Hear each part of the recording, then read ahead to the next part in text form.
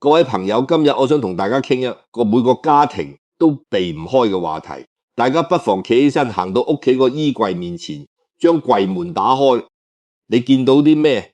係唔係塞到滿滿啊？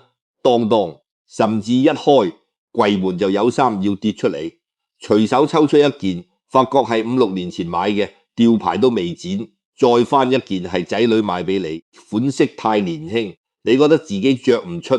底下仲壓住一大堆，係以前身形未發福時着開，而家根本入唔到身。呢啲衫你10年8載都冇掂過一次，但你就係唔捨得抌，你總係諗擺住先啦，話唔定邊日可以着，話唔定有用，實在唔得，我儲起捐俾有需要嘅人，都算係做件好事。於是屋企個衣櫃越塞越掹，取物間越堆越滿。你甚至將一啲實在塞唔落嘅舊衫，用蛇皮袋裝起堆響陽台角落，等邊日有空拎去捐贈箱。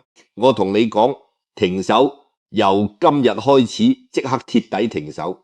屋企嗰堆陳年舊衫，特別係5年以上未着過身嘅，千祈唔好再傻傻地拎去捐，到賭租到行善。你以為自己係積德行善，以為係清酒閘密騰空間，但係全老咗幾乎蝕風水同屋企氣場學入面。你呢種行為唔單止帶唔到福氣入屋，反而容易將自己屋企嘅根基掏空，將你辛辛苦苦積累大半世嘅家運白白送俾人哋。呢個絕對唔係危言韜聽。我今日就將入面嘅門道從頭到尾一點一滴同大家講清楚。大家試諗下，一件衫唔單止係幾塊布縫埋咁簡單。古人講衣者衣也，衫係我哋身體嘅延伸，皮膚第2層保護你着響身上，就會沾染你嘅氣息、體溫、汗水，甚至埋你嘅情緒。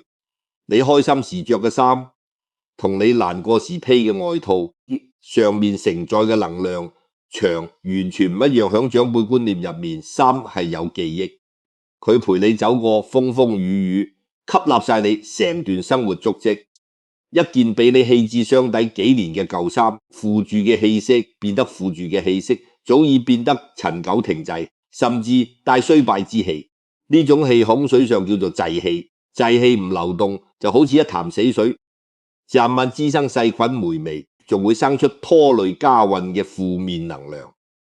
你將呢啲雜物堆向屋企，等同向屋企財位同氣口，上面壓咗一塊大石頭，陽氣入唔到，陰氣散唔走，屋企整體氣場直接塞死。氣場一塞，第一個受害嘅就係屋企人。你會發覺屋企各人做嘢諸多阻滯，明明好努力，永遠差最後一步。明明有本事，卻懷才不遇，遇唔到貴人。點解？因為你間屋被久密嘅低頻能量拖住，人嘅運氣想往上走，屋企還嘅首先要乾淨通透。而家你唔單止唔通透，仲將一大堆代表過號停滯完結嘅舊衫當寶貝咁擺響屋企，好比你想向上飛雙腳，卻咁住10幾個沙袋，你點飛得起？根本動彈不得。其次，一定要講下屋企女主人，亦即各位太太阿姨家庭風水入面，衣櫃屬木，亦屬土，係女主人藏風納氣嘅位置，亦隱喻女主人嘅心情同健康。一個塞滿舊衫雜亂響女主人身上，就係心亂如麻，優柔寡斷，做任何事都提唔起勁。每日打開櫃門，遇住一大堆唔着又唔捨得抌嘅衫，潛意識其實不斷提醒自己，我仲留戀過號，對而家生活唔滿意，對未來嘅自己冇信心。日復一日呢種心理暗示，比任何說話都要強，會慢慢侵蝕你精神，令你越嚟越唔自信，失去活力。你睇啲屋企窗明幾淨，衫少而整齊嘅女人，邊個唔係笑口常開，步履輕鬆，善坐，精神氣質完全唔一樣。因為佢哋識得斷捨離，識得讓氣流通。所以清理舊衫唔單止係執屋，更加係掃走心入面嘅灰塵，幫自己提神。點知提好老，令自己重新煥發光彩。可能有人會問唔捐直接抌咗得唔得？當垃圾丟走，眼不見為淨。我同你講，咁樣亦都唔得，隨便丟棄唔單止浪費喎。響民族講法入面，呢個叫散走福報一件衫，就算你唔再着，曾經都為你遮體落寒，守護你周全。你粗魯咁抌入垃圾桶同殘羹冷隻污糟雜物混埋一齊，從感應層面講，係對自己過往嘅唔敬重，會折損自身福氣。咁最妥當嘅處理方法究竟係咩？既能令屋企氣運暢通，又唔會折損福報，甚至可以藉此重新點燃屋企未來運勢。要用到我今日教大家嘅三步歸元法。呢個方法係我走訪民間老手藝人、劇場傳統、五行生黑道理總結出嚟。只要跟住做，唔使3個月，屋企氣場繁衍，到一身個人運勢亦都會漸入佳境。第一步斷捨離，但呢個斷捨離唔係亂抌，要帶住儀式感去做，揀一個陽光普照嘅下晝。誰知道等你將屋企所有擺櫃儲物雙層打開，將所有衫統統搬去客廳地下個場面，可能連你自己都會嚇一跳。原來我有咁多衫，跟住開始分類。第一類，近2年經常着合身着，上身會令你自信嘅衫。第二類，雖然有少舊，但質料上乘，或者對你有特殊紀念意義，譬如結婚禮服、生細路時着嘅睡衣。第三類就係嗰啲5年10年未着過，款式過時，尺碼完全唔夾，或者起毛球甩色，有洗唔甩污漬嘅衫。第三類衣物就係今日重點處理嘅對象。將呢堆第三類衫單獨搭好擺一旁，心入面要明白，呢啲衫已經完成陪伴你嘅使命，同你嘅緣分已經完結，要心存感激，同佢哋講多聲多謝。多謝佢哋曾經為你遮風擋雨，見證你人生某一段時光。呢個儀式好重要，唔係迷信，係心理上嘅割捨同告別。只有心底認定呢啲物件已經唔屬於自己，先可以真正放下。第二步，改其形，呢一步係重中之重。揭響第三類舊衫入面揀出純棉、純麻吸水力強、質料柔軟嘅款式。揾一把乾淨剪刀，將呢啲舊衫剪成大小均勻布塊。大家聽清楚，唔係撕爛發洩，係工工整整剪成方巾咁大細。剪完之後用清水沖洗乾淨，擺響太陽底下貼底曬乾。曬乾將布塊搭整齊。廚房或者廁所櫃入面有咩用？用處極大，日後屋企有油漬、水漬，就用呢舊布擦拭清潔。有人會覺得唔就係做抹布，冇錯，就係當抹布。但呢啲抹布同外邊買嘅化好抹布完全唔一樣。純棉純麻舊衫吸水階，唔會刮花膠，而且曾經係你身上衣物，帶住你自身氣場，用佢抹走屋企灰塵污漬，響風水象徵上，等同用自己嘅正氣驅散屋企弱氣。呢個就叫化腐朽為神奇。將拖累家運嘅滯氣親手轉化成守護屋企乾淨嘅物件，而且每次拎起呢啲布做家務，心入面會生出物盡其用嘅滿足感。呢種開心正面嘅情緒本身就係最好風水。剩低第三類舊衫入面嗰啲化全唔吸水、唔適合做抹布嘅，又應該點處理？就要用到第三步送其行。準備一個乾淨紙箱，將呢啲唔再着嘅舊衫擺入去。但大家記實，呢個箱唔好拎去捐贈箱，亦唔好隨便擺垃圾桶旁邊，要專門揀日子，最好係龍初7、初8、22、23呢幾日係傳統月忌日，適合舊物易主轉換氣場。將紙箱抬出門外，擺響乾淨高處，譬如小區花壇石級、清潔工休息位。旁邊擺好，即刻轉身走，唔好入面清楚。箱入面物件留俾有緣人自取，有人合用自然會拎走。冇人要清潔工人清理，亦都係物歸塵土，同你再無牽扯。你送出去嘅唔係衫，係對過號嘅執林關閉陳舊㗎。從前騰出一片廣發未來。做完3步，屋企至少清出2/3空間。你企向空思客廳，深吸一口氣，會發覺連呼吸都順暢好多。但呢個只係開始空間清出，氣場通順，跟住就要填入新高能量嘅物件，先可以真正催旺家運騰空嘅衣櫃空位。千祈唔好亂塞雜物，可以去街市買紅嘢或者紅紙，剪成巴掌大方，快壓響衣櫃4個角落。紅色屬火，代表陽氣活力，同希望用紅色鎮住空櫃，可以防止外邊陰濕之氣倒灌，同時將櫃內累積舊氣轉化成溫暖吉氣。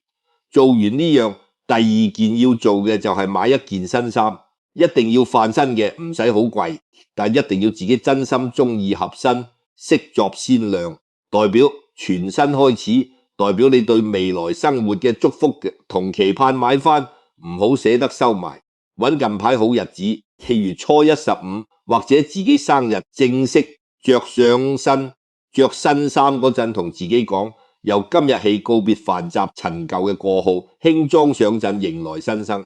呢種由內到外嘅自我肯定會產生強大吸引力，將更多美好新事物慢慢帶到身邊。講完屋企舊衫處理，仲要講一樣更隱蔽，直接影響家運根基嘅事，就係先人遺物處理。好多人做錯，導致屋企多年諸事不順都揾唔到原因。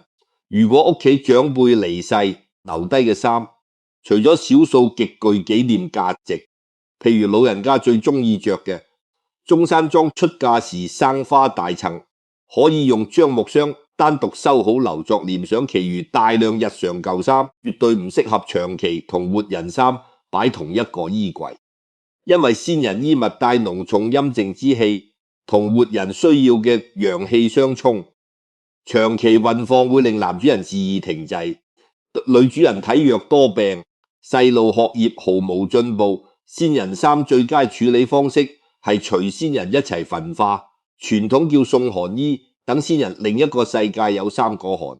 如果城市規劃唔准焚燒，就要用上面講嘅3步法，盡快送出門，唔好囤積。你以為留低係孝順，實際只係一己執念，將全家運勢拖入泥沼。真正嘅孝順係讓先人安心離去。在世之人好好前行。跟住我想特別勸一類朋友，就係已經退休仔女成家立室嘅長者，大家屋企舊衫往往最多壞個日子，咩物件都唔寫日子，總係諗遲早會缺，遲早買唔到。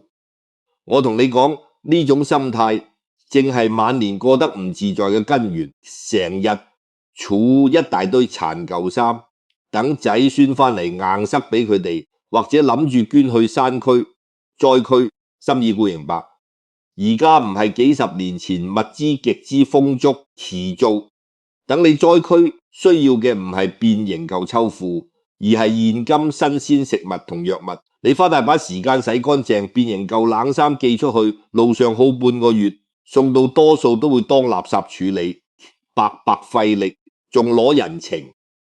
硬係捐贈搬運途中一旦沾染污毒氣場，反而會招嚟無謂麻煩。我見過一個真實個案，一對老夫妻熱心公益，年年拎舊衫去捐贈箱，但日子越過越吉巨。個仔做生意長期衰本女捱，嫁咗人屋企永遠雞飛狗走。後尾我去佢屋企一望，問題就響堆放舊衫嗰個角落個位置，正對屋企財位，長期堆住裝滿待捐舊物嘅蛇皮袋，典型將財位完全塞死。財位俾一大堆代表陳腐過時將要捨棄嘅雜物霸住，財氣點入得嚟？我叫佢將所有舊物清走，清水刷3遍嗰個位置，擺一盆生機勃勃嘅發財樹。3個月之後，個仔接到大單，生意起死回生。你話係巧合定係風水玄機？響我睇，日學運嘅能量轉變帶來嘅必然結果。講到呢度，大家應該明白，處理舊衫從來唔止係處理幾塊布咁簡單，背後牽扯成個家庭氣運流轉，係個人精神狀態嘅晴雨表。亦都係你同祖先後代之間嘅能量連接。懂得適時清空屋企空間嘅人，必定頭腦清晰，做事果斷，能夠掌控自己未來。呢種人做咩都順啊，因為身邊同自身氣場都幫襯自己。大家試想像，你之後等你當屋企衣櫃變得整整齊齊，打開櫃門唔再雜亂倒塞，只見一排排自己中意合身嘅衫，心情會唔會即刻舒暢好多？每日帶住愉悅心情醒嚟，出門應對事物嘅心態都會完全唔一樣，從容自信。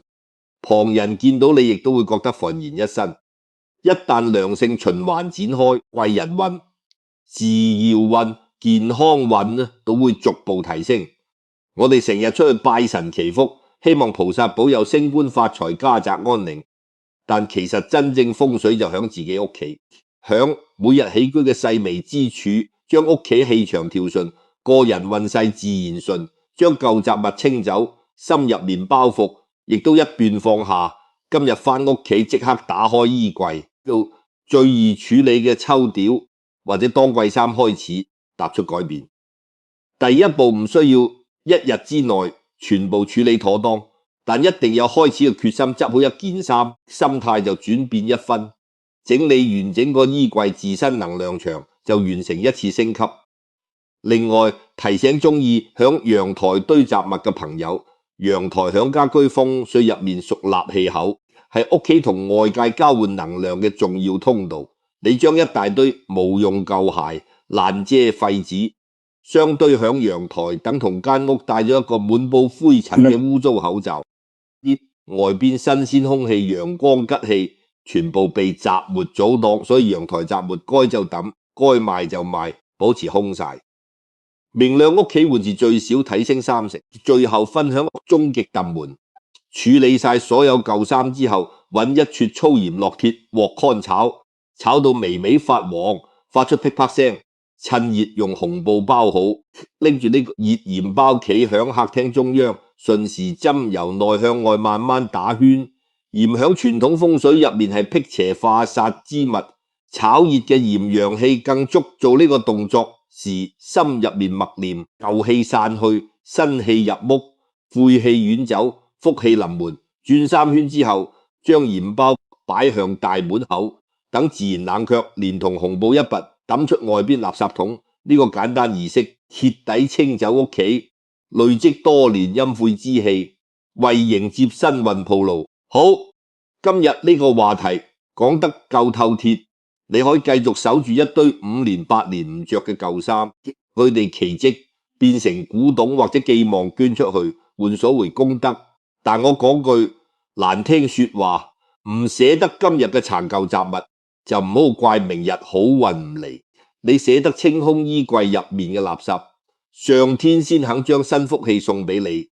希望各位三思，我哋下次再見。